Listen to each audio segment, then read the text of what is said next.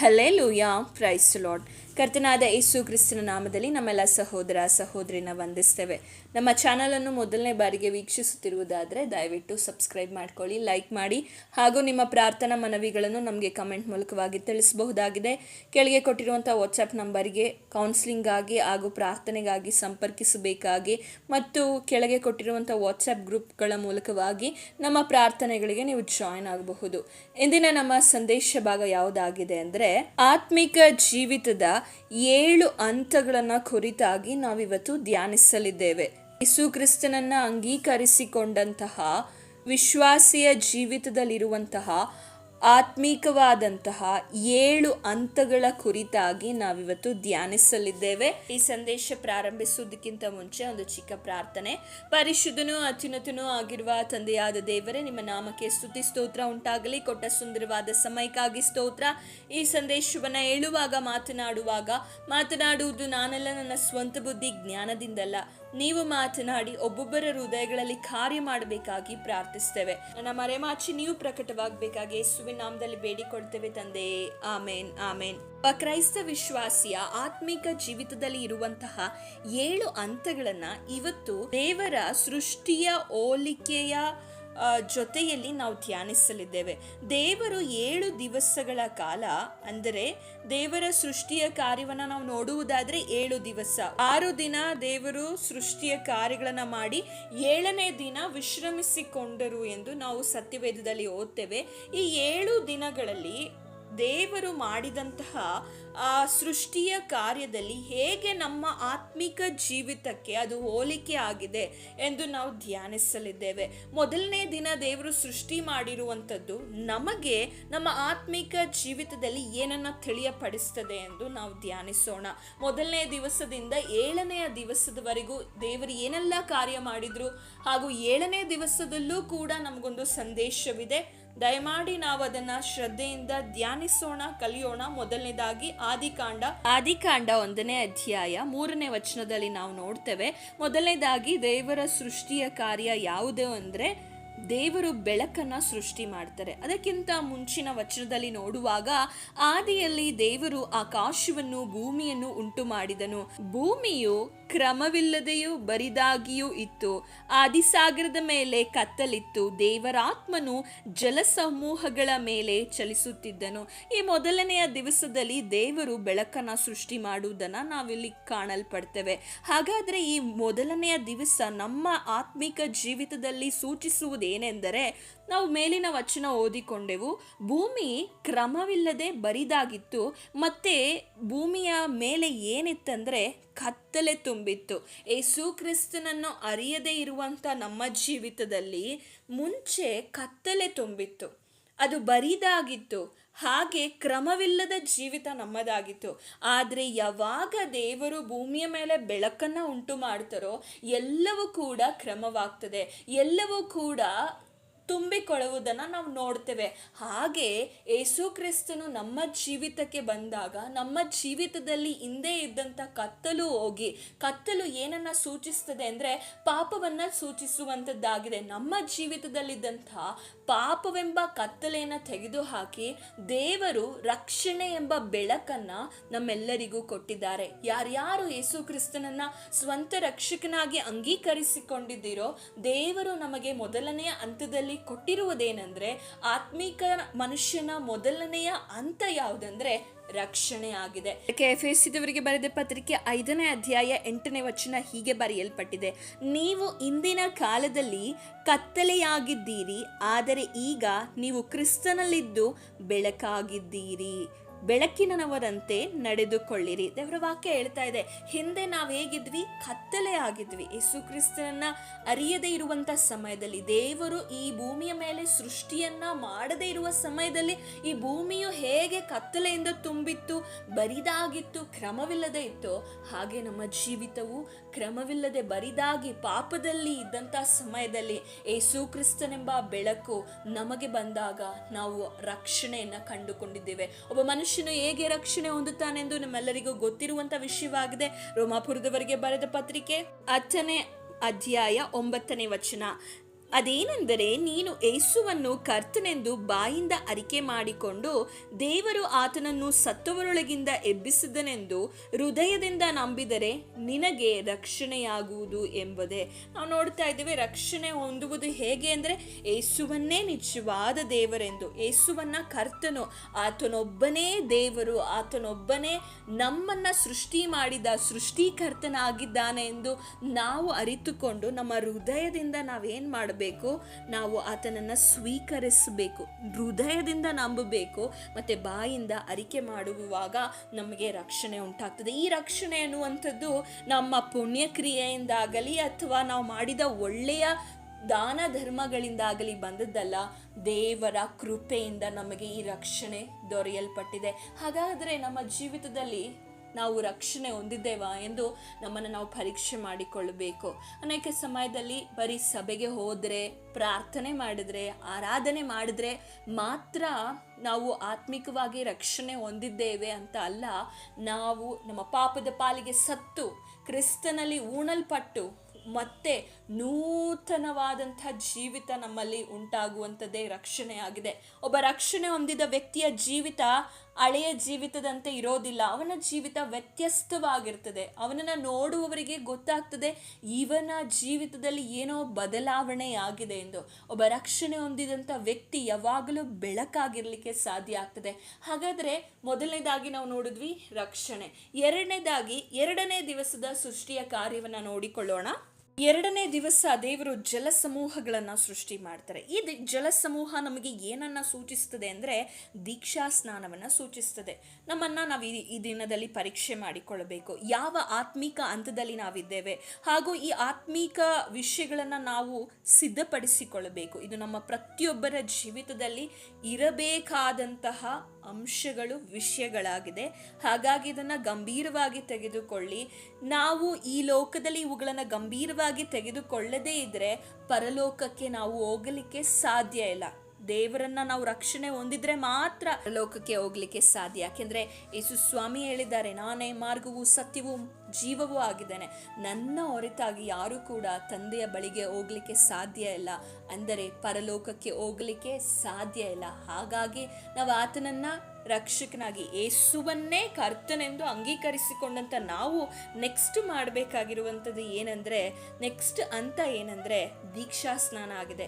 ಅದಕ್ಕೆ ರೋಮಾಪುರದವರಿಗೆ ಬರೆದ ಪತ್ರಿಕೆ 6ನೇ ಅಧ್ಯಾಯ 2ನೇ ವಚನ ಓದಿಕೊಳ್ಳೋಣ. ಪಾಪದ ಪಾಲಿಗೆ ಸತ್ತವರಾದ ನಾವು ಇನ್ನು ಅದರಲ್ಲಿ ಬದುಕುವುದು ಹೇಗೆ? ಕ್ರಿಸ್ತ ಯೇಸುವಿನಲ್ಲಿ ಸೇರುವುದಕ್ಕೆ ದೀಕ್ಷಾಸ್ನಾನ ಮಾಡಿಸಿಕೊಂಡವರಾದ ನಾವೆಲ್ಲರೂ ಆತನ ಮರಣದಲ್ಲಿ ಪಾಲುಗಾರರಾಗುವುದಕ್ಕೆ ದೀಕ್ಷಾಸ್ನಾನ ಮಾಡಿಸಿಕೊಂಡಿದ್ದೇವೆಂದು ನಿಮಗೆ ತಿಳಿಯದು. ಹೀಗಿರಲಾಗಿ ನಾವು ದೀಕ್ಷಾಸ್ನಾನ ಮಾಡಿಸಿಕೊಂಡಾಗ ಆತನ ಮರಣದಲ್ಲಿ ಪಾಲುಗಾರರಾಗಿ ಆತನೊಂದಿಗೆ ಉಣಲ್ಪಟ್ಟೆವು. ರಕ್ಷಣೆ ಹೊಂದಿದಂಥ ವ್ಯಕ್ತಿಯ ಜೀವಿತದಲ್ಲಿ ಬಹುಮುಖ್ಯವಾದ ಹಂತ ಇದಾಗಿದೆ, ದೀಕ್ಷಾಸ್ನಾನ ತೆಗೆದುಕೊಳ್ಳುವಂಥದ್ದು.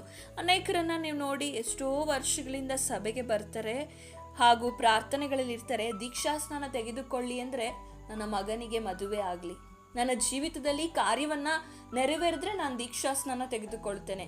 ಯೇಸುಸ್ವಾಮಿಯು ಕೂಡ ಅನೇಕರನ್ನ ಹಿಂಬಾಲಿಸಲಿಕ್ಕೆ ಕರೆಯುವಾಗ ಅನೇಕರು ಅನೇಕ ನೆಪಗಳನ್ನು ಹೇಳಿದರು. ಇದು ಕೆಲವರು ದೀಕ್ಷಾಸ್ನಾನ ತೆಗೆದುಕೊಳ್ಳಿ ಅಂದರೆ ನೆಪಗಳನ್ನು ಹೇಳ್ತಾರೆ. ನನಗೆ ಆ ಕೆಲಸವಿದೆ, ಈ ಕಾರ್ಯವಿದೆ, ನಾನು ಇನ್ನೂ ಹೆಚ್ಚಾಗಿ ಇನ್ನೂ ಸಮಯ ಬೇಕು ನನಗೆ. ಹಾಗೆ ಇನ್ನೂ ಕೆಲವರು ಹೇಳ್ತಾರೆ, ನನ್ನ ತಾಯಿಯ ಒಂದು ಕಾರ್ಯವನ್ನು ಮಾಡಬೇಕು, ತಂದೆ ಕಾರ್ಯ ಮಾಡಬೇಕು, ನಮಗೆ ಯಾರೂ ಒಪ್ಪಿಕೊಳ್ಳೋದಿಲ್ಲ, ಆದ ಕಾರಣವೇ ನಾನು ದೀಕ್ಷಾಸ್ನಾನ ತೆಗೆದುಕೊಂಡಿಲ್ಲ ಅಂತ ಅನೇಕ ನೆಪಗಳನ್ನು ಹೇಳ್ತಾರೆ. ಯೇಸುಸ್ವಾಮಿಯು ಕೂಡ ಕೆಲವರನ್ನು ಹಿಂಬಾಲಿಸಿರಿ ಎಂದು ಕರೆದಾಗ ಅವರಿಗೆ ಹಿಂಬಾಲಿಸಲು ಇಷ್ಟವಿಲ್ಲದೆ ಇದ್ದದ್ದಕ್ಕೆ ಅವರು ನೆಪಗಳನ್ನು ಹೇಳಿದರು. ಇವತ್ತು ಎಷ್ಟೋ ಜನರಿಗೆ ದೀಕ್ಷಾಸ್ನಾನ ತೆಗೆದುಕೊಳ್ಳಿಕ್ಕೆ ಇಷ್ಟವಿಲ್ಲದೆ ಇರೋದಕ್ಕೆ ನೆಪಗಳನ್ನು ಹೇಳ್ತಾ ಇದ್ದಾರೆ. ಸುವನ ಸ್ವಂತ ರಕ್ಷಕನಾಗಿ ಅಂಗೀಕರಿಸಿಕೊಂಡಂತ ನೀವು ದೀಕ್ಷಾಸ್ನಾನ ತೆಗೆದುಕೊಳ್ಳಬೇಕು. ಕೆಲವರ ಪ್ರಶ್ನೆಗಳಿರ್ತದೆ, ಯಾಕೆ ನಾವು ದೀಕ್ಷಾಸ್ನಾನ ತೆಗೆದುಕೊಳ್ಳಬೇಕು? ದೀಕ್ಷಾಸ್ನಾನ ತೆಗೆದುಕೊಂಡ್ರೆ ಮಾತ್ರ ಪರಲೋಕಕ್ಕೆ ಹೋಗ್ತೇವಾ? ಹೀಗೆ ತರ್ಕಗಳನ್ನು ಮಾಡ್ತಾರೆ. ತರ್ಕಗಳನ್ನಾಗಲಿ ವಿವಾದವನ್ನಾಗಲಿ ವಾದ ಮಾಡಲಿಕ್ಕೆ ಅಲ್ಲ ದೇವರು ನನ್ನನ್ನು ನಿಮ್ಮನ್ನು ಕರೆದಿರುವುದು. ಆತನ ಮಕ್ಕಳಾಗಿ ಆತನಿಗೋಸ್ಕರವಾಗಿ ಜೀವಿಸಲಿಕ್ಕೆ ನಮ್ಮನ್ನು ಕರೆದಿರುವಂಥದ್ದು. ಸತ್ಯವೇದದಲ್ಲಿ ಬರೆಯದೇ ಇರುವಂಥ ವಿಷಯಗಳನ್ನು ಮಾತನಾಡಿ ಸಮಯವನ್ನು ವ್ಯರ್ಥ ಮಾಡಿಕೊಳ್ಳಬೇಡಿ. ಸತ್ಯವೇದ ಏನನ್ನ ಹೇಳುತ್ತದೋ ಮನುಷ್ಯ ಹೇಳುವುದನ್ನು ನಂಬಬೇಡಿ. ದೇವರ ಮಾತುಗಳು ನಮಗೆ ಎಲ್ಲ ವಿಷಯಗಳು ಈ ಸತ್ಯವೇದದಲ್ಲಿದೆ. ಎಲ್ಲ ವಿಷಯಗಳು, ಪ್ರತಿಯೊಂದು ವಿಷಯಗಳು. ಆದರೆ ಓದಬೇಕು, ಹುಡುಕುವಾಗ ಖಂಡಿತ ನಮಗೆ ಸಿಗುವಂಥದ್ದಾಗಿದೆ. ಹಾಗಾದರೆ ನಾವು ದೀಕ್ಷಾಸ್ನಾನ ತೆಗೆದುಕೊಳ್ಬೇಕು. ಯಾಕೆ ದೀಕ್ಷಾಸ್ನಾನ ತೆಗೆದುಕೊಳ್ಬೇಕಂದ್ರೆ ಕ್ರಿಸ್ತ ಯೇಸುವಿನಲ್ಲಿ ಸೇರುವುದಕ್ಕೆ ದೀಕ್ಷಾಸ್ನಾನ ತೆಗೆದುಕೊಳ್ಳಬೇಕು. ಆತನ ಮರಣದಲ್ಲಿ ನಾನು ಪಾಲುಗಾರನಾಗಿದ್ದೇನೆ, ನಾನು ಇನ್ನು ಬದುಕುವುದು ನಾನಲ್ಲ, ನನ್ನಲ್ಲಿರುವಂಥ ಕ್ರಿಸ್ತನು ಎಂದು ಸೂಚಿಸುವಂಥದ್ದಾಗಿದೆ ಈ ದೀಕ್ಷಾಸ್ನಾನ ಎನ್ನುವಂಥದ್ದು. ನೀವು ಯಾವಾಗ ದೀಕ್ಷಾಸ್ನಾನವನ್ನು ತೆಗೆದುಕೊಳ್ತೀರೋ, ನೀರಿನಲ್ಲಿ ಮುಳುಗುವಾಗ ನಿಮ್ಮ ಹಳೆಯ ಸ್ವಭಾವಗಳು, ಹಳೆಯ ಪಾಪಗಳು ಎಲ್ಲ ಕ್ರಿಸ್ತನ ಶಿಲುಬೆಯ ಮರಣದೊಟ್ಟಿಗೆ ಸತ್ತು ಹೂಣಲ್ಪಟ್ಟು ಮತ್ತೆ ನೀವು ಹೊಸಬರಾಗಿ ಎದ್ದೇಳುವವರಾಗಿದ್ದೀರಾ. ಅದಕ್ಕೆ 2 ಕೊರಿಂಥಿಯ 5ನೇ ಅಧ್ಯಾಯ 17ನೇ ವಚನ ಹೀಗೆ ಬರೆಯಲ್ಪಟ್ಟಿದೆ, ಯಾವನಾದರೂ ಕ್ರಿಸ್ತನಲ್ಲಿದ್ದರೆ ಅವನು ನೂತನ ಸೃಷ್ಟಿಯಾಗುವನು, ಇಗೋ ಪೂರ್ವ ಸ್ಥಿತಿ ಹೋಗಿ ಎಲ್ಲವೂ ನೂತನವಾಯಿತು, ಇದೆಲ್ಲ ದೇವರಿಂದಲೇ ಉಂಟಾದದ್ದು. ನೀವು ನೂತನ ಸೃಷ್ಟಿಯಾಗಬೇಕು ಅಂದರೆ ನೀವು ಕ್ರಿಸ್ತನಲ್ಲಿ ಇರಬೇಕಂದ್ರೆ ರಕ್ಷಣೆ ಹೊಂದಬೇಕು. ರಕ್ಷಣೆ ಹೊಂದಿದ ನಂತರ ನೀವು ದೀಕ್ಷಾ ಸ್ನಾನವನ್ನು ತೆಗೆದುಕೊಳ್ಳಬೇಕು. ಹಾಗೆ ನಾವು 3ನೇದಾಗಿ ನೋಡುವುದಾದರೆ ಆಕಾಶದ ಕೆಳಗಿರುವಂತಹ ನೀರನ್ನ ಹಾಗೂ ಹೊಣನೆಲವನ್ನು ಕಾಣಿಸಲಿ ಅಂತ ಹೇಳಿ ಅದು ಎರಡನ್ನೂ ಸಪ್ರೇಟ್ ಮಾಡುವಂಥದ್ದನ್ನು ನಾವು ನೋಡ್ತೇವೆ. 2 ಸಪ್ರೇಟ್. ಈಗ ಇದು ನಮಗೆ ಏನನ್ನ ಸೂಚಿಸುವಂಥದ್ದಾಗಿದೆ ಅಂದರೆ ಯೇಸು ಕ್ರಿಸ್ತನು ನಮ್ಮನ್ನು ಕೂಡ ಈ ಲೋಕದಿಂದ ಬೇರ್ಪಡಿಸಿ ತೆಗೆದುಕೊಂಡಿದ್ದಾರೆ. ಲೋಕದಲ್ಲಿ ಎಷ್ಟೋ ಜನ ಜೀವಿಸ್ತಾ ಇದ್ದಾರೆ, ಜ್ಞಾನಿಗಳು, ವಿದ್ಯಾವಂತರು, ಭಕ್ತರು ಹಾಗೂ ಹಣವುಳ್ಳವರು ಎಲ್ಲರೂ ಇದ್ದಾರೆ. ಆದರೆ ಯೇಸು ಸ್ವಾಮಿ ನಮ್ಮನ್ನ ಅವರಿಂದ ಬೇರ್ಪಡಿಸಿ ಸಪ್ರೇಟ್ ಮಾಡಿ ತೆಗೆದಿದ್ದಾರೆ. ಈಗ ಬೇರ್ಪಡಿಸಿರುವಂಥ ನಾವುಗಳು ಅವರಂತೆ ಜೀವಿಸುವಂಥದ್ದಲ್ಲ, ಕ್ರಿಸ್ತನಲ್ಲಿ ಫಲಿಸ್ಲಿಕ್ಕೋಸ್ಕರವಾಗಿ ನನ್ನನ್ನು ನಿಮ್ಮನ್ನು ಆರಿಸಿಕೊಂಡಿದ್ದಾರೆ. ಒಬ್ಬ ರಕ್ಷಣೆ ಹೊಂದಿದಂಥ ವ್ಯಕ್ತಿ, ದೀಕ್ಷಾಸ್ನಾನ ತೆಗೆದುಕೊಂಡ ವ್ಯಕ್ತಿ, 3ನೇದಾಗಿ ಅವನ ಆತ್ಮಿಕ ಜೀವಿತದಲ್ಲಿ ಇರಬೇಕಾಗಿರುವಂಥದ್ದು ಏನಂದರೆ ಕ್ರಿಸ್ತನಲ್ಲಿ ಫಲಿಸಬೇಕು. ಎಷ್ಟೋ ಜನ ಇನ್ನು ರಕ್ಷಣೆಯಲ್ಲೇ ಅಲ್ಲಿಯೇ ಮೊದಲನೇ ಹಂತದಲ್ಲೇ ಇದ್ದಾರೆ, 2ನೇ ಹಂತಕ್ಕೆ ಬರ್ತಾ ಇಲ್ಲ. ಇನ್ನು ಕೆಲವರು 2ನೇ ಹಂತದಲ್ಲಿದ್ದರೆ 3ನೇ ಹಂತಕ್ಕೆ ಕ್ರಿಸ್ತನಲ್ಲಿ ಫಲಿಸದೇ ಇರುವ ಜೀವಿತಗಳನ್ನು ಇಂದು ನಾವು ಕಾಣ್ತಾ ಇದ್ದೇವೆ. ಅದಕ್ಕೆ ಸ್ವಾಮಿ ಹೇಳ್ತಾರೆ, ನೀವು ಆ ಒಳ್ಳೆಯ ಫಲಗಳನ್ನು ಕೊಡಬೇಕು. ಫಲಗಳನ್ನು ಕೊಡದೇ ಇರುವಂಥ ಒಂದೊಂದು ಕೊಂಬೆಗಳನ್ನು ಏನು ಮಾಡ್ತಾರೆ ಎಂದು ವಾಕ್ಯ ಹೇಳ್ತದೆ. ನಾವು ಆ ವಾಕ್ಯವನ್ನು ಓದಿಕೊಳ್ಳೋಣ. ಯೋಹಾನನು ಬರೆದ ಸುವಾರ್ತೆ 15ನೇ ಅಧ್ಯಾಯ 6ನೇ ವಚನ, ಯಾವನು ನನ್ನಲ್ಲಿ ನೆಲೆಗೊಂಡಿರುವುದಿಲ್ಲವೋ ಅವನು ಆ ಕೊಂಬೆಯಂತೆ ಹೊರಕ್ಕೆ ಬೀಸಾಡಲ್ಪಟ್ಟು ಒಣಗಿ ಹೋಗುವನು. ಅಂತ ಕೊಂಬೆಗಳನ್ನು ಕೂಡಿಸಿ ಬೆಂಕಿಯಲ್ಲಿ ಹಾಕುತ್ತಾರೆ, ಅವು ಸುಟ್ಟು ಹೋಗುತ್ತದೆ. ದೇವರ ವಾಕ್ಯದಲ್ಲಿ ತಿಳಿಯಪಡಿಸ್ತಾ ಇದೆ, ಅವು ಕ್ರಿಸ್ತನಲ್ಲಿದ್ದು ಫಲಿಸಬೇಕು. ಕ್ರಿಸ್ತನಲ್ಲಿದ್ದು ಫಲಿಸದೇ ಇದ್ದರೆ ನಾವು ಫಲ ಕೊಡಲಿಕ್ಕೆ ಸಾಧ್ಯ ಇಲ್ಲ. ಫಲ ಕೊಡದೇ ಇರುವಂಥ ಕೊಂಬೆಗಳನ್ನು ಏನು ಮಾಡ್ತಾರೆ ಅಂದರೆ ಕೂಡಿಸಿ ಬೆಂಕಿಯಲ್ಲಿ ಹಾಕಿ ಸುಟ್ಟು ಹೋಗುತ್ತದೆ ಎಂದು ದೇವರ ವಾಕ್ಯ ಹೇಳಲ್ಪಡ್ತಾ ಇದೆ. ಹಾಗಾದರೆ ನಾವು ಫಲ ಕೊಡುವುದಾದರೆ ದೇವರು ಏನು ಮಾಡ್ತಾನೆ ಅಂದರೆ 15ನೇ ಅಧ್ಯಾಯ 2ನೇ ವಚನದಲ್ಲಿ ನಾವು ನೋಡ್ತೇವೆ, ನಾನೇ ನಿಜವಾದ ದ್ರಾಕ್ಷಿ ಬಳ್ಳಿ, ನನ್ನ ತಂದೆ ತೋಟಗಾರನು, ನನ್ನಲ್ಲಿದ್ದು ಫಲ ಕೊಡದಿರುವ ಪ್ರತಿಯೊಂದು ಕೊಂಬೆಯನ್ನು ಆತನು ತೆಗೆದು ಹಾಕುತ್ತಾನೆ. ಫಲ ಕೊಡುವ ಪ್ರತಿಯೊಂದು ಕೊಂಬೆಯು ಹೆಚ್ಚು ಫಲ ಕೊಡುವ ಹಾಗೆ ಅದನ್ನು ಶುದ್ಧಿ ಮಾಡುತ್ತಾನೆ. ಹಾಗಾದರೆ ಫಲ ಕೊಡದೇ ಇರುವಂಥದ್ದನ್ನು ತೆಗೆದು ಹಾಕುತ್ತಾನೆ, ಫಲ ಕೊಡುವಂಥದ್ದನ್ನು ಇನ್ನೂ ಶುದ್ಧೀಕರಿಸಿ ಇನ್ನೂ ಹೆಚ್ಚಾಗಿ ಫಲ ಕೊಡುವಂತೆ ಮಾಡುವಂತನಾಗಿದ್ದಾನೆ. ಹಾಗಾದರೆ ಕ್ರಿಸ್ತನಲ್ಲಿದ್ದು ನನ್ನಲ್ಲಿದ್ದು ನೀವು ಫಲ ಕೊಡಬೇಕು. ಕ್ರಿಸ್ತನಲ್ಲಿದ್ದು ನಾವು ಫಲವನ್ನು ಕೊಡ್ತಾ ಇದ್ದೇವಾ? ಫಲಗಳು ಎಂದು ಹೇಳುವುದಾದರೆ ಕ್ರಿಸ್ತನಲ್ಲಿದ್ದಂತಹ ಗುಣಗಳಾಗಿದೆ, ಪ್ರೀತಿ, ಐಕ್ಯತೆ, ಅನ್ಯೋನ್ಯತೆ. ಗಲಾತ್ಯದವರಿಗೆ ಬರೆದ ಪತ್ರಿಕೆ 5ನೇ ಅಧ್ಯಾಯ 21ನೇ ವಚನದಲ್ಲಿ ದೇವರ ಆತ್ಮನಿಂದ ಉಂಟಾಗುವ ಫಲಗಳ ಕುರಿತಾಗಿ ನಾವು ಓದ್ತೇವೆ. ಸೆಲ್ಫ್ ಕಂಟ್ರೋಲ್ ಆಗಿರಬಹುದು, ಸಾತ್ವಿಕತ್ವ ಆಗಿರ್ಬೋದು, ವಿನಯ ಉಳ್ಳ ಗುಣ ಆಗಿರ್ಬೋದು, ಕ್ಷಮೆ, ದಮೆ, ನಂಬಿಕೆ, ಇವುಗಳೆಲ್ಲ ನಮ್ಮಲ್ಲಿ ಇದೆಯಾ? ಯೇಸುವನ್ನು ನಂಬಿದಂಥ ನಾವು ರಕ್ಷಣೆ ಹೊಂದಿದ್ದೇವೆ, ದೀಕ್ಷಾ ಸ್ನಾನ ತೆಗೆದುಕೊಂಡಿದ್ದೇವೆ.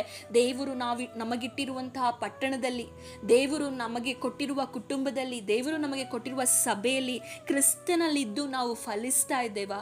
ದೇವರು ನಮ್ಮನ್ನು ಬೇರ್ಪಡಿಸಿ ತೆಗೆದಿದ್ದೇನಕ್ಕೆ ಅಂದರೆ ಆತನಲ್ಲಿದ್ದು ನಾವು ಫಲಿಸಬೇಕು ಎಂದು. ಆತನಲ್ಲಿದ್ದು ನಾವು ಫಲಿಸದೇ ಇದ್ದರೆ ಏನೂ ಪ್ರಯೋಜನವಿಲ್ಲ. ಅದನ್ನು ದೇವರು ಏನು ಮಾಡ್ತಾರಂತೆ, ತೆಗೆದು ಹಾಕ್ತಾರೆ. ಆದ ಕಾರಣ ನೀವು ಯಾವ ಹಂತದಲ್ಲಿದ್ದೀರಾ?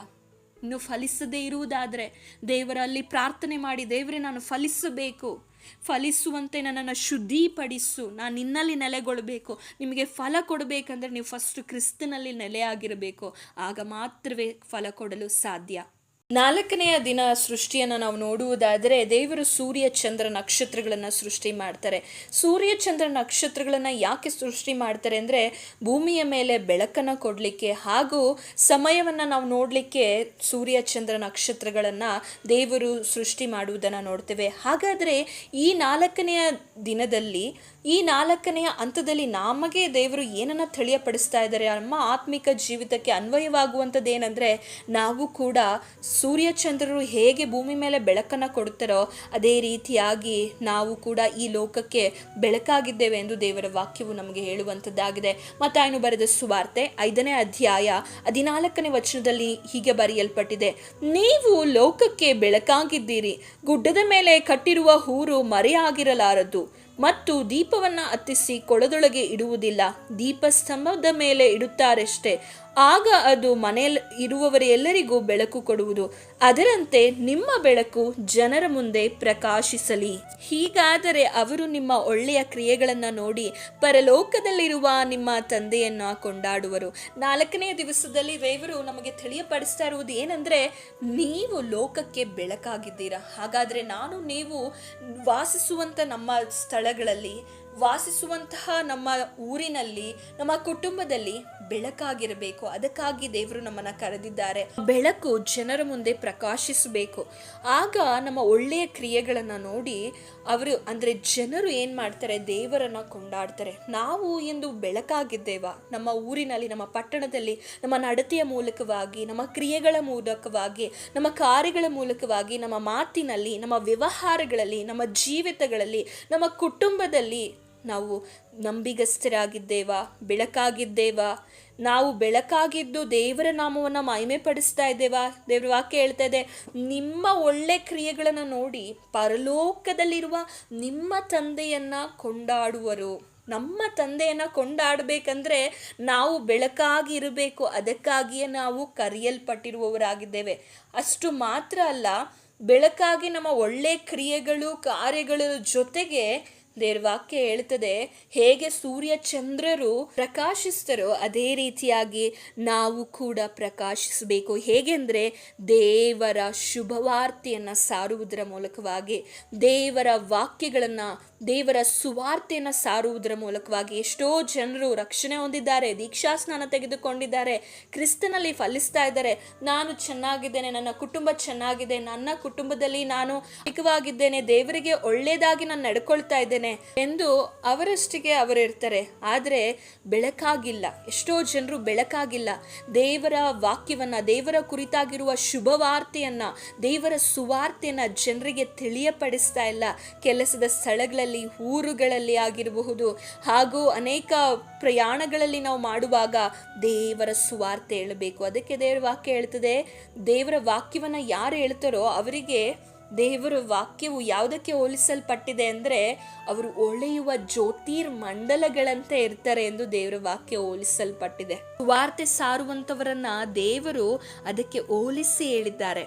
ದಾನಿಯೇಲನ ಪ್ರವಾದನೆಯ ಗ್ರಂಥ 12ನೇ ಅಧ್ಯಾಯ 3ನೇ ವಚನ ಓದಿಕೊಳ್ಳೋಣ. ಜ್ಞಾನಿಗಳು ತೇಜೋಮಯವಾದ ಆಕಾಶ ಮಂಡಲದಂತೆ ಪ್ರಕಾಶಿಸುವರು, ಬಹುಜನರನ್ನ ಸಧರ್ಮಿಗಳನ್ನಾಗಿ ಮಾಡುವವರು, ಯುಗ ಯುಗಾಂತರಗಳಲ್ಲಿಯೂ ನಕ್ಷತ್ರಗಳ ಹಾಗೆ ಹೊಳೆಯುವರು. ಇಲ್ಲಿ ನೋಡಿ ವಾಕ್ಯ ಹೇಳ್ತಾ ಇದೆ, ಯುಗ ಯುಗಾಂತರಗಳಲ್ಲಿಯೂ ನಕ್ಷತ್ರಗಳ ಹಾಗೆ ಹೊಳಿಬೇಕಂದ್ರೆ ನಾವು ದೇವರ ವಾಕ್ಯವನ್ನ, ಬಹುಜನರನ್ನ ಸಧರ್ಮಿಗಳನ್ನಾಗಿ ಮಾಡುವವರು ಏನಾಗಿರ್ತಾರೆ, ಯುಗ ಯುಗಾಂತರಗಳಲ್ಲಿ ಅವರು ನಕ್ಷತ್ರಗಳ ಹಾಗೆ ಹೊಳಿತಾರೆ. ಹಾಗಾದರೆ ದೇವರು ನಮ್ಮನ್ನು ಕರೆದಿರುವಂಥದ್ದೇನೋ, ನಮ್ಮೆಲ್ಲರಿಗೂ ಒಂದು ಜವಾಬ್ದಾರಿ ಕೊಟ್ಟಿದ್ದಾರೆ. ನೀವು ಹೊರಟು ಹೋಗಿ ಎಲ್ಲ ದೇಶಗಳ ಜನರನ್ನ ಶಿಷ್ಯರಾಗಿ ಮಾಡಿರಿ, ಅವರಿಗೆ ತಂದೆಯ ಮಗನ ಪವಿತ್ರಾತ್ಮನ ಹೆಸರಿನಲ್ಲಿ ದೀಕ್ಷಾ ಸ್ನಾನ ಮಾಡಿಸಿ, ನಾನು ನಿಮಗೆ ಆಜ್ಞಾಪಿಸಿದೆಲ್ಲ ಕಾಪಾಡಿಕೊಳ್ಳುವುದಕ್ಕೆ ಅವರಿಗೆ ಉಪದೇಶ ಮಾಡಿರಿ. ನೋಡಿರಿ, ನಾನು ಯುಗದ ಸಮಾಪ್ತಿಯವರೆಗೂ ಎಲ್ಲ ದಿವಸ ನಿಮ್ಮ ಸಂಗಡ ಇರುತ್ತೇನೆ ಎಂದು ಹೇಳಿದನು. ಮತ್ತಾಯನು ಬರೆದ ಸುವಾರ್ತೆ 28ನೇ ಅಧ್ಯಾಯ 20ನೇ ವಚನ ಹೀಗೆ ಬರೆಯಲ್ಪಟ್ಟಿದೆ, ದೇವರು ನಮಗೆ ಆಜ್ಞಾಪಿಸಿರುವಂತಹ ಇದೆಲ್ಲವನ್ನ ನಾವು ಉಪದೇಶ ಮಾಡಬೇಕು, ಶಿಷ್ಯರನ್ನಾಗಿ ಮಾಡಬೇಕು. ಹೇಗೆ ಮಾಡುವಂಥದ್ದು?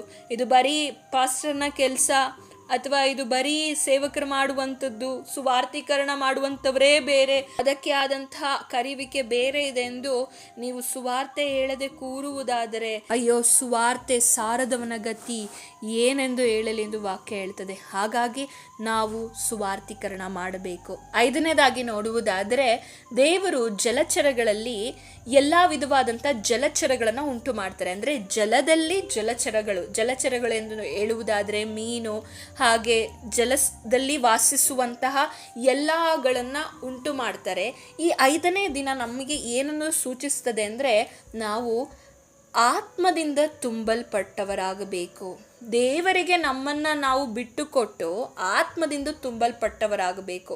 ಎಫೆಸದವರಿಗೆ ಬರೆದ ಪತ್ರಿಕೆ 5ನೇ ಅಧ್ಯಾಯ 18ನೇ ವಚನದಲ್ಲಿ ಹೀಗೆ ಬರೆಯಲ್ಪಟ್ಟಿದೆ, ಮದ್ಯಪಾನ ಮಾಡಿ ಮತ್ತರಾಗಬೇಡಿರಿ, ಅದರಿಂದ ಪಠಿಂಗತನವು ಹುಟ್ಟುತ್ತದೆ. ಆದರೆ ಪವಿತ್ರಾತ್ಮ ಭರಿತರಾಗಿದ್ದು ಕೀರ್ತನೆಗಳಿಂದಲೂ ಆತ್ಮ ಸಂಬಂಧವಾದ ಪದಗಳಿಂದಲೂ ಒಬ್ಬರಿಗೊಬ್ಬರು ಮಾತನಾಡಿಕೊಳ್ಳುತ್ತಾ ನಿಮ್ಮ ಹೃದಯಗಳಲ್ಲಿ ಕರ್ತನಿಗೆ ಗಾನ ಮಾಡುತ್ತಾ ಕೀರ್ತನೆ ಆಡುತ್ತಾ ಯಾವಾಗಲೂ ಎಲ್ಲ ಕಾರ್ಯಗಳಿಗೋಸ್ಕರ ನಮ್ಮ ಕರ್ತನಾದ ಯೇಸುವಿನ ಹೆಸರಿನಲ್ಲಿ ತಂದೆಯಾದ ದೇವರಿಗೆ ಸ್ತೋತ್ರ ಮಾಡುತ್ತಾ ಕ್ರಿಸ್ತನಿಗೆ ಭಯಪಡುವವರಾಗಿದ್ದು ಒಬ್ಬರಿಗೊಬ್ಬರು ವಿನಯ ಉಳ್ಳವರಾಗಿ ನಡ್ಕೊಳ್ಳಿರಿ ಎಂದು ವಾಕ್ಯ ನಮಗೆ ತಿಳಿಯಪಡಿಸ್ತಾ ಇದೆ. ಇಲ್ಲಿ ಮುಂಚಿನ ವಾಕ್ಯ ನೋಡಿ, ಮದ್ಯಪಾನ ಮಾಡಿ ಮತ್ತರಾಗಬೇಡಿ. ಈಗ ನೋಡಿ, ಮದ್ಯಪಾನ ಮಾಡುವಂಥ ವ್ಯಕ್ತಿ ಆ ಮದ್ಯಪಾನಕ್ಕೆ ತನ್ನನ್ನು ಅವನು ಬಿಟ್ಟುಕೊಟ್ಬಿಟ್ಟಿರ್ತಾನೆ.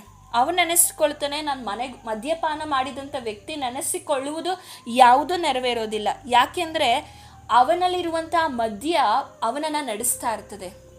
ಅದೇ ರೀತಿಯಾಗಿ ನಮ್ಮನ್ನು ನಾವು ಕ್ರಿಸ್ತನಿಗೆ, ಪರಿಶುದ್ಧ ಆತ್ಮನಿಗೆ ಬಿಟ್ಟು ಕೊಡಬೇಕು.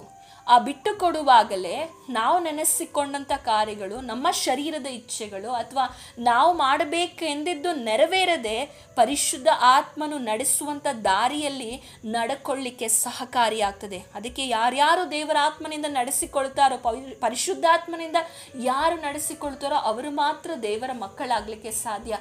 ನಾವು 5ನೇ ಹಂತದಲ್ಲಿ ನಮ್ಮ ಆತ್ಮಿಕ ಜೀವಿತದಲ್ಲಿ ಆತ್ಮನಿಂದ ತುಂಬಲ್ಪಡಬೇಕು. ನಾವು ಆತ್ಮನಿಂದ ತುಂಬಲ್ಪಡಬೇಕಂದ್ರೆ ನಾವು ಅದಕ್ಕೆ ಒಪ್ಪಿಸಿಕೊಡುವವರಾಗಬೇಕು. ಮತ್ತು 6ನೇ ದಿನದ ಸೃಷ್ಟಿಯ ಕಾರ್ಯವನ್ನು ನೋಡುವುದಾದರೆ, 6ನೇ ದಿವಸದಲ್ಲಿ ದೇವರು ಪ್ರಾಣಿಗಳನ್ನು ಮತ್ತು ಮನುಷ್ಯನನ್ನ ಸೃಷ್ಟಿ ಮಾಡುವುದನ್ನು ನಾವು ನೋಡ್ತೇವೆ. ಈ 6ನೇ ದಿವಸದ ಸೃಷ್ಟಿಯ ಕಾರ್ಯ ನಮ್ಮ ಆತ್ಮಿಕ ಜೀವಿತದಲ್ಲಿ ಏನನ್ನು ಸೂಚಿಸುವಂಥದ್ದಾಗಿದೆ ಅಂದರೆ, ದೇವರು ನಮ್ಮನ್ನು ಆತನ ಹೋಲಿಕೆಗೆ ಸರಿಯಾಗಿ ನಮ್ಮನ್ನು ಸೃಷ್ಟಿ ಮಾಡಿದ್ದಾರೆ. ಆದಿಕಾಂಡ 1ನೇ ಅಧ್ಯಾಯ 26ನೇ ವಚನದಲ್ಲಿ, ಆಮೇಲೆ ದೇವರು ನಮ್ಮ ಸ್ವರೂಪದಲ್ಲಿ ನಮ್ಮ ಹೋಲಿಕೆಗೆ ಸರಿಯಾಗಿ ಮನುಷ್ಯರನ್ನು ಉಂಟು ಮಾಡೋಣ. ಇಲ್ಲಿ ನಮ್ಮ ಹೋಲಿಕೆಗೆ. ಹಾಗಾದರೆ ನಾವು ಯಾರ ಹೋಲಿಕೆಯಲ್ಲಿ ಸೃಷ್ಟಿಸಲ್ಪಟ್ಟಿದ್ದೇವೆ? ಕ್ರಿಸ್ತನ ಹೋಲಿಕೆಯಲ್ಲಿ, ಕ್ರಿಸ್ತನ ಸಾರೂಪ್ಯದಲ್ಲಿ ನಾವು ಸೃಷ್ಟಿಸಲ್ಪಟ್ಟಿದ್ದೇವೆ. ನಾವು 6ನೇದಾಗಿ ನಮ್ಮ ಆತ್ಮಿಕ ಜೀವಿತದಲ್ಲಿ ಕ್ರಿಸ್ತನ ಹೋಲಿಕೆಗೆ ನಾವು ಬರಬೇಕು. ಕ್ರಿಸ್ತನ ಸ್ವಾರೂಪ್ಯಕ್ಕೆ ನಾವು ಬರಬೇಕು. ಯೇಸು ಕ್ರಿಸ್ತನಂತೆ ನಾವು ಆಗಲಿಕ್ಕೆ ನಮ್ಮನ್ನು ದೇವರು ಆರಿಸಿ ತೆಗೆದುಕೊಂಡಿರುವಂಥದ್ದು. ಆದರೆ ನಾವಿವತ್ತು ಯಾರ್ಯಾರೋ ರೀತಿಯಲ್ಲಿ, ಯಾರ್ಯಾರೋ ಹೋಲಿಕೆಗಳಲ್ಲಿ ಆಗಬೇಕೆಂದು ಅಪೇಕ್ಷಿಸ್ತೇವೆ. ಯವನಸ್ಥರನ್ನು ನೋಡುವಾಗ ಸೆಲೆಬ್ರಿಟಿಗಳ ರೀತಿಯಲ್ಲಿ ಆಗಬೇಕೆಂದು ಅಪೇಕ್ಷಿಸ್ತಾರೆ. ಇಲ್ಲ ಯಾರಾದರೂ ಪೊಲಿಟಿಷಿಯನ್ಗಳನ್ನ, ರಾಜಕೀಯದವ್ರನ್ನ ನೋಡುವಾಗ, ಸಿನಿಮಾ ರಂಗದವ್ರನ್ನ ನೋಡುವಾಗ, ಅಥವಾ ಯಾರಾದರೂ ಒಬ್ಬ ಗಣ್ಯ ವ್ಯಕ್ತಿಗಳನ್ನು ನೋಡುವಾಗ ನಾನು ಅವರಂತೆ ಆಗಬೇಕು, ಅವರ ಹೋಲಿಕೆ ಅಂತ ಆಗಬೇಕೆಂದು ಮನುಷ್ಯನು ಇವತ್ತು ಪ್ರಯತ್ನ ಮಾಡ್ತಾ ಇದ್ದಾನೆ. ಆದರೆ ಯೇಸು ಕ್ರಿಸ್ತನನ್ನು ರಕ್ಷಕನಾಗಿ ಅಂಗೀಕರಿಸಿಕೊಂಡಂತಹ ನಾವುಗಳು ಆತನ ಹೋಲಿಕೆಗೆ, ಸ್ವಾರೂಪ್ಯಕ್ಕೆ ನಾವು ಬರಬೇಕು. ಅದೇ ದೇವರು ನಮ್ಮಿಂದ ಅಪೇಕ್ಷಿಸುವಂಥದ್ದಾಗಿದೆ ಎಂದು ನಾವು ನಮ್ಮನ್ನು ಪರೀಕ್ಷೆ ಮಾಡಿಕೊಳ್ಳೋಣ. ಅನೇಕರು ರಕ್ಷಣೆ ಹೊಂದಿದ್ದಾರೆ, ಕ್ರಿಸ್ತನಲ್ಲಿ ದೀಕ್ಷಾಸ್ನಾನ ತೆಗೆದುಕೊಂಡಿದ್ದಾರೆ, ಫಲಿಸ್ತಾ ಇದ್ದಾರೆ, ಸುವಾರ್ತೀಕರಣ ಮಾಡ್ತಾರೆ, ಹಾಗೂ ಆತ್ಮನಿಂದ ತುಂಬಲ್ಪಟ್ಟಿದ್ದಾರೆ. ಆದರೆ ಇನ್ನೂ ಕ್ರಿಸ್ತನ ಹೋಲಿಕೆಗೆ ಬಂದಿಲ್ಲ. ನಾವಿವತ್ತು ಕ್ರಿಸ್ತನ ಹೋಲಿಕೆಗೆ ಬರಬೇಕು. ಇಷ್ಟು ನಮ್ಮ ಜೀವಿತದಲ್ಲಿ ಆಗುವಾಗಲೇ 7ನೇ ದಿವಸದಲ್ಲಿ ನಾವು ಸೇರಲಿಕ್ಕೆ ಸಾಧ್ಯ. 7ನೇ ದಿವಸ ಏನನ್ನು ಸೂಚಿಸ್ತದೆ ಅಂದರೆ, 7ನೇ ದಿವಸದಲ್ಲಿ ದೇವರು ಹೀಗೆ ಭೂಮಿ ಆಕಾಶಗಳು ಅವುಗಳಲ್ಲಿರುವ ಸಮಸ್ತವು ನಿರ್ಮಿತವಾದವು. ದೇವರು ತನ್ನ ಸೃಷ್ಟಿ ಕಾರ್ಯವನ್ನು ಮುಗಿಸಿಬಿಟ್ಟು 7ನೆಯ ದಿನದಲ್ಲಿ ವಿಶ್ರಮಿಸಿಕೊಂಡನು. ದೇವರು ತನ್ನ ಸೃಷ್ಟಿಯ ಕಾರ್ಯವನ್ನು ಮುಗಿಸಿದ ಆ 7ನೇ ದಿನದಲ್ಲಿ ವಿಶ್ರಮಿಸಿಕೊಂಡಿದ್ದರಿಂದ ಆ ದಿನವನ್ನು ಪರಿಶುದ್ಧ ದಿನವಾಗಿರಲಿ ಎಂದು ಆಶೀರ್ವದಿಸಿದನು. ಏನು 7ನೇ ದಿನ ನಮಗೆ ಸೂಚಿಸುವಂಥದ್ದಾಗಿದೆ ಅಂದರೆ, ನಮ್ಮ ಆತ್ಮಿಕ ಜೀವಿತದಲ್ಲಿ 6 ಹಂತಗಳನ್ನು ದಾಟಿದಂತಹ ಒಬ್ಬ ವಿಶ್ವಾಸಿಯು, ಒಬ್ಬ ಆತ್ಮೀಕ ಮನುಷ್ಯನು ವಿಶ್ರಾಂತಿಗೆ ಸೇರುವ ಆತನಾಗಿದ್ದಾನೆ. ಯಾವ ವಿಶ್ರಾಂತಿ ಅಂದರೆ ಪರಲೋಕಕ್ಕೆ. ಈ ವಿಶ್ರಾಂತಿ ನಮಗೆ ಏನನ್ನು ಸೂಚಿಸುವಂಥದ್ದಾಗಿದೆ ಅಂದರೆ, ಇಲ್ಲಿ ಹುಟ್ಟಿದಂಥ ಪ್ರತಿಯೊಬ್ಬ ಮನುಷ್ಯನಿಗೆ ವಿಶ್ರಾಂತಿ ಉಂಟು. ಯಾವಾಗ ಅಂದರೆ ಅವನು ಸತ್ತ ನಂತರ. ಈ 6 ಹಂತಗಳನ್ನು ದಾಟಿದಂಥ ನಮಗೆ ಖಂಡಿತ ವಿಶ್ರಾಂತಿಯು ದೊರೆಯುವಂಥದ್ದಾಗಿದೆ. ಇಬ್ರಿಯರಿಗೆ ಬರೆದ ಪತ್ರಿಕೆ 4ನೇ ಅಧ್ಯಾಯ 9 ಮತ್ತು 10ನೇ ವಚನ ಓದಿಕೊಳ್ಳೋಣ. ಆದುದರಿಂದ ದೇವಜನರು ಅನುಭವಿಸುವುದಕ್ಕಿರುವ ಸಬ್ಬತ್ತೆಂಬ ವಿಶ್ರಾಂತಿಯು ಇನ್ನೂ ಉಂಟು. ಹೇಗೆಂದರೆ, ದೇವರು ತನ್ನ ಕೆಲಸಗಳನ್ನು ಮುಗಿಸಿ ಹೇಗೆ ವಿಶ್ರಮಿಸಿಕೊಂಡನೋ ಹಾಗೆಯೇ ಆತನ ವಿಶ್ರಾಂತಿಯಲ್ಲಿ ಸೇರುವವನು ಸಹ ತನ್ನ ಕೆಲಸಗಳನ್ನು ಮುಗಿಸಿ ವಿಶ್ರಮಿಸಿಕೊಂಡಿದ್ದಾನೆ. ಆದುದರಿಂದ ನಾವು ಆ ವಿಶ್ರಾಂತಿಯಲ್ಲಿ ಸೇರುವುದಕ್ಕೆ ಪ್ರಯಾಸ ಪಡೋಣ.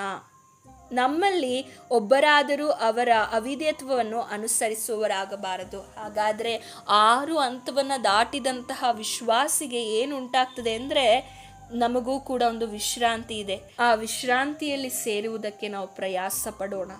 ಆಲ್ರೆಡಿ ಎಷ್ಟೊಂದು ಜನ ಸೇರಿದ್ದಾರೆ.